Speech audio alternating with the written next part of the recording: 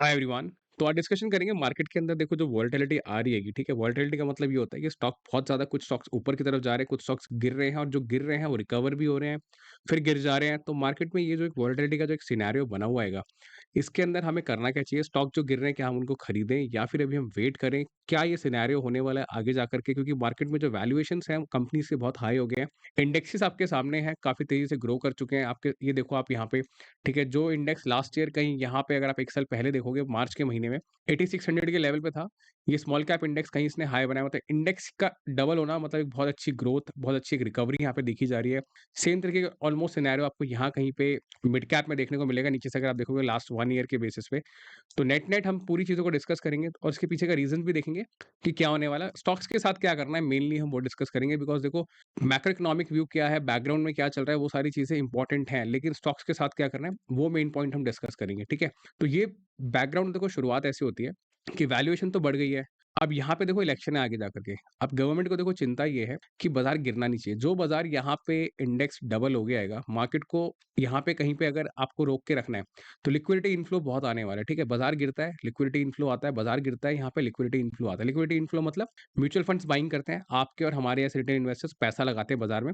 बाज़ार वापस से एक कुशन मिलता है, देख रहे हो आप 20 डे मूविंग एवरेज के ऊपर ये कुशन की तरह चलता जा रहा है। बहुत एक बड़ा फॉल इसमें देखने को नहीं मिल रहा है। तो गवर्नमेंट को देखो यहाँ पे एक ही डर है, वो डर ये है कि अगर यहाँ से बाज़ार और ऊपर बढ़ता है और एकदम से एक स्टीप फॉल इसके अंदर आता है, तो उसके अंदर जो मिड कैप और स्मॉल कैप के जो न्यू इन्वेस्टर्स कह लो, जो म्यूचुअल फंड के ज़रिए अपना पैसा डालते हैं, वो हो सकता है यहाँ पर फँस जाएँ। क्योंकि देखो जिन्होंने नीचे की तरफ खरीदा है, वो लोग तो चलो प्रॉफिट में रहेंगे, और मेजरली देखो बेचेंगे भी उसी तरीके के लोग जो लोग प्रॉफिट में आएँगे उसके अंदर, ठीक है?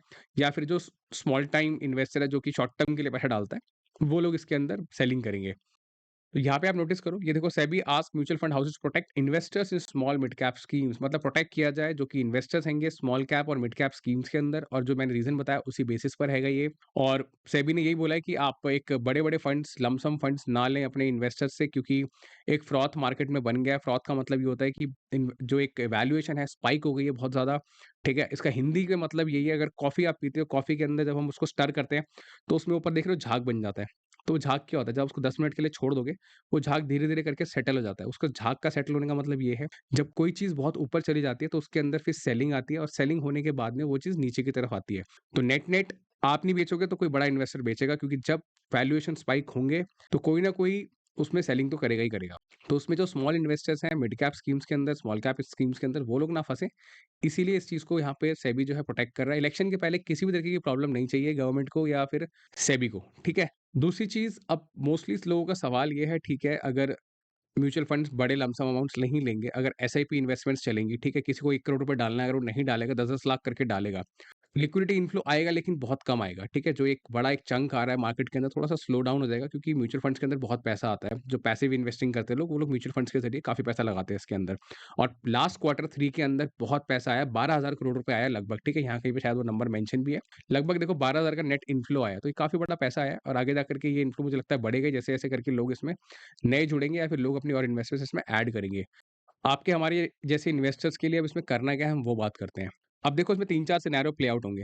नंबर 1, पहला सिनेरियो तो ये होगा कि अगर आपके पास में कोई बहुत ही फ्रॉथ वाली कंपनी है, फ्रॉथ मतलब जिसकी वैल्यूएशन बहुत ज़्यादा स्पाइक हो गई है, उस कंपनी को आप बेच दो, सिंपल है। अब आपको कैसे मालूम पड़ेगा वो आपको बेचनी है? आपको क्लियरली ये चीज़ देखनी है कि भई वो क्या उसकी जो प्राइस टू अर्निंग मल्टीपल है वो बहुत ज़्यादा बढ़ गया है, मतलब कि इतनी ज़्यादा उसकी ग्रोथ नहीं है कंपनी के अंदर मार्केट में, लेकिन सेंटिमेंट्स ने उसको बहुत ज़्यादा बढ़ा दिया है, ठीक है? तो उस तरह की कंपनीज़ को आपको बेच देना चाहिए। अगर आपको लगता है कि ये कंपनी आगे जाकर के जो उसकी ग्रोथ है वो उतनी ज़्यादा कंटिन्यू नहीं होने वाली, जिस तरीके की ग्रोथ अभी आप उसके स्टॉक प्राइस में देख रहे हो, वो उसके प्रॉफिट्स में नहीं दिख रही है आपको, वो उसके वॉल्यूम्स की रेवेन्यू में नहीं नज़र आ रही है। तो सेल द फ्रॉथ, फ्रॉथ को बेचो, पहली चीज़। दूसरी चीज़, अगर आपका व्यू 3 से 5 साल का है मार्केट के अंदर, तो आप अच्छी कंपनीज़ को खरीदो। मतलब कि स्टैगर्ड बाइंग करो, और स्टैगर्ड बाइंग का क्लियर मीनिंग होता है कि अगर आपको एक कंपनी पसंद आ रही है, आपको पता है ये स्टॉक यहाँ पे गिर गया 20-30%, और 20-30% का नंबर मैं इसीलिए कह रहा हूँ, क्योंकि अभी क्या है, स्मॉल कैप और मिड कैप कंपनीज़ 100%, 150, 200, 300% तक कुछ-कुछ कंपनीज़ बढ़ गई हैं। वो कंपनीज़ अगर 20-30% गिर भी रही है ना, क्योंकि हम बॉटम से लगा रहे हैं, बॉटम जो लास्ट ईयर काफ़ी कंपनीज़ के बने होंगे, वहाँ से अगर कंपनी 200-300% बढ़ चुकी है, टॉप से अगर वो 20-30% गिर भी जाती है, तो इतनी कोई प्रॉब्लम वाली बात नहीं है। इतनी करेक्शन तो देखो बाजार में आएगी, आएगी। आपको पैनिक करने की ज़रूरत नहीं है। आपको अगर उसका फ्यूचर समझ में आता है, है, आपको लॉन्ग टर्म के हिसाब से वो कंपनी समझ आती है, आपको लगता है आगे जाके उसमें ग्रोथ आएगी, बिज़नेस मॉडल स्ट्रॉन्ग है, फंडामेंटल स्ट्रॉन्ग है, तो आप स्टैगर्ड उसके अंदर बाइंग करो। स्टैगर्ड बाइंग का मतलब ये है बल्क बाय नहीं करना है। फॉर एग्जांपल आपको अगर 100 स्टॉक्स खरीदने हैं, तो 15 स्टॉक खरीद लो, अभी आपको गिरावट नज़र आती है, फिर थोड़ा वेट करो, फिर 15-20 स्टॉक खरीद लो, फिर वेट करो, फिर थोड़ा और खरीद लो। धीरे-धीरे करके खरीदो, क्योंकि बाज़ार हो सकता है आगे जाके आपको और करेक्शन दिखाए, हो सकता है यहीं से रिकवर हो जाए, लेकिन हमें पता नहीं है आगे जाके होगा क्या? क्योंकि स्टॉक मार्केट के अंदर क्या होने वाला है, ये किसी को नहीं पता। अगर हम इंडेक्स के लेवल पे देखें तो हो सकता है ये यहाँ तक भी इंडेक्स आ जाए 14,000 के लेवल पे। लेकिन क्या पता आपका स्टॉक इतना गिरे ही नहीं, क्योंकि स्टॉक हो सकता है मजबूत हो, और क्या पता आपका स्टॉक और भी ज़्यादा करेक्शन दिखाए। बाज़ार गिरे 10%, स्टॉक गिरे 50%, ये भी हो सकता है। तो आपको बाइंग करनी है, आपको कंपनी समझ आती है, आप ग्रेजुअली बाय करो, बल्क बाय करने का समय नहीं है अभी। क्योंकि इस तरीके के सिनेरियो में क्या होता है कि जो बड़े इन्वेस्टर्स होते हैं ना, कई बार जिसको हम ऑपरेटर्स कहते हैं, वो कई बार इसका काफ़ी फ़ायदा उठाते हैं। आपको पता भी नहीं चलेगा, स्टॉक एकदम से डिप मारेगा और स्टॉक रिकवर कर जाएगा। आपको लगेगा अभी और गिरेगा, और हो सकता है ऐसा भी होगा आपको लगेगा स्टॉक अब यहाँ से रिवर्स हो गया है, लेकिन रिवर्स नहीं होगा, वहाँ से वो और गिरेगा और आप खरीद लोगे। तो इसीलिए बचने का तरीका यही है, थोड़ा-थोड़ा खरीदो, स्टैगर्ड वे में खरीदो। क्योंकि ना खरीदना भी देखो एक बेवकूफ़ी है। बेवकूफ़ी इसलिए बोल रहा हूँ, आपके पास में पैसे हैं, आपको लगाने हैं, आपको इक्विटी के अंदर डायरेक्ट इन्वेस्टिंग करनी है। आप वेट कर रहे हो और गिरेगा, हो सकता है ना गिरे। बाज़ार रिकवर कर जाए 1 महीने, 2 महीने बाद आप वेट करते रह जाओ बड़े फॉल का। फॉल धीरे-धीरे करके आए और धीरे करके रिकवर हो जाए, सिंपल। तो इसीलिए थोड़ा-थोड़ा करके आपको अगर लगता है अच्छी कंपनी, आप खरीदो। तीसरा बहुत इंपॉर्टेंट पॉइंट है देखो ये कि भाई आपके पास में जो पोर्टफोलियो के अंदर कंपनीज़ है उनका क्या करना है ना? तो मेरे अकॉर्डिंगली कंपनी अगर अच्छी है तो आप स्टे इन्वेस्टेड रहो उसके अंदर। आप अपना पैसा उसमें लगा करके रखो। कंपनीज़ को आप बेसिकली होल्ड करो। क्योंकि अगर फॉल आ रहा है उसके अंदर, आपको लगता है कि हाँ ठीक है, मेरा जो ये पोर्टफोलियो है, मैंने इसके अंदर एक 5% तक का इन्वेस्टमेंट करा हुआ है, मुझे और नहीं खरीदना है। लेकिन आपको ये भी लगता है कि स्टॉक अभी और ऊपर जाएगा क्योंकि आगे ग्रोथ इसमें कंटिन्यू होने वाली है। तो आप इसमें इन्वेस्टेड रहो, और मत खरीदो बेशक, लेकिन उसमें इन्वेस्टेड रहना ग्रोथ के एंगल से बिल्कुल ठीक है, क्योंकि 3 महीने हो सकता है स्टॉक गिरे, साइडवेज़ जाए, लेकिन जब रेट कट होगा, तो रेट कट के टाइम पे आपको अच्छी ग्रोथ देखने को मिलेगी।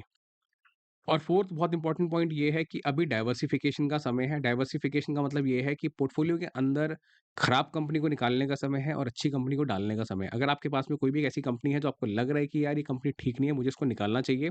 आपको लग रहा है कि आप डाउटेड हो, जैसे मैंने बोला सेल द फ्रॉथ, ठीक है? अगर बहुत ज़्यादा वैल्यूएशन ऊपर है या फिर वैल्यूएशन बहुत नीचे है और तब भी कंपनी आपको लगता है नहीं चलेगी।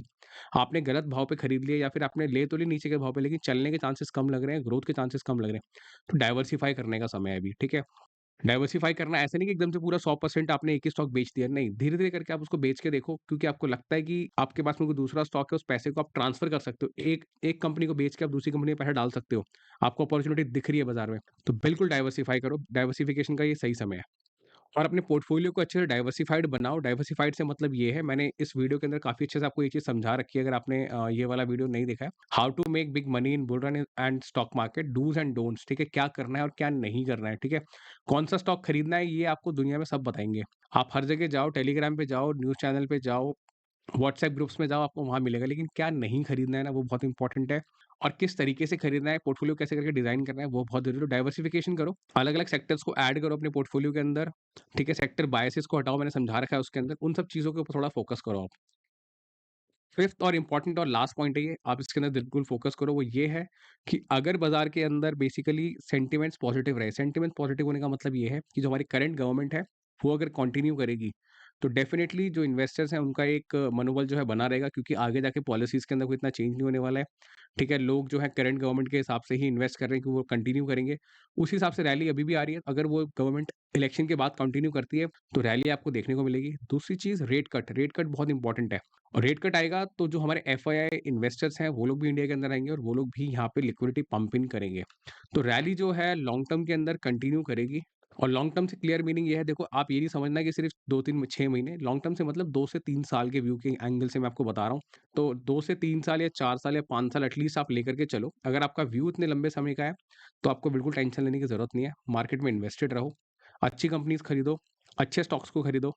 लालच बिल्कुल नहीं करो कि हाँ, ये स्टॉक गिर रहा है, ठीक है? ये स्टॉक फॉलिंग नाइफ, जैसे मैंने आपको उस वीडियो के अंदर समझाया, never catch the falling knife. तो उसका क्लियर मीनिंग ये है कि देखो अगर स्टॉक गिर रहा है, आपको वैल्यूएशन सस्ते लग रहे हैं, तो मैं खरीद लूँ, मैं पैसा बना लूँगा, नहीं, इस तरीके के काम बिल्कुल मत करो। अच्छी कंपनीज़ को खरीदो, बेशक आप उसको ऊपर के भाव के अंदर खरीद रहे हो, लेकिन वो कंपनी अगर ग्रो करेगी तो आपको आगे पैसा बना के देगी। गिरती हुई कंपनी और गिरेगी, वैल्यूएशन और खराब होगा, तो आपका फालतू में पोर्टफोलियो और खराब होगा, ठीक है? नेगेटिव में जाएगा। तो नेट-नेट डरने वाली कोई बात नहीं है, रैली कंटिन्यू होगी, जो लोग लॉन्ग टर्म इन्वेस्टर्स हैं, उनके लिए अच्छा मौका है। स्मॉल और स्विंग ट्रेडर्स के लिए देखो मैं यही बोलूँगा, अगर आप स्मॉल टर्म के लिए या शॉर्ट टर्म के लिए इन्वेस्ट करते हो, आप स्विंग ट्रेडर हो, तो आपकी जो एक तरीका होगा इन्वेस्ट करने का वो आपको पता होगा, वो एक डिफरेंट तरीका होता है। लेकिन ये वीडियो बेसिकली मैं जो एक रैली के एंगल से बोल रहा हूँ, वो लॉन्ग टर्म इन्वेस्टर्स के एंगल से है।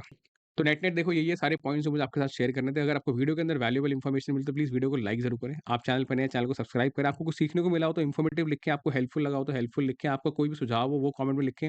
कोई कंपनी आप चाहते हो हम उसको और एनालिसिस करें किसी कंपनी को, या फिर किसी सेक्टर को आप एनालाइज़ करना चाहते हो, किसी और पॉइंट आप चाहते हो म्यूचुअल फंड के एंगल से हम उसको एनालाइज़ करें, तो आप वो भी कमेंट करना, हम उसको आगे एनालिसिस आपके साथ शेयर करेंगे।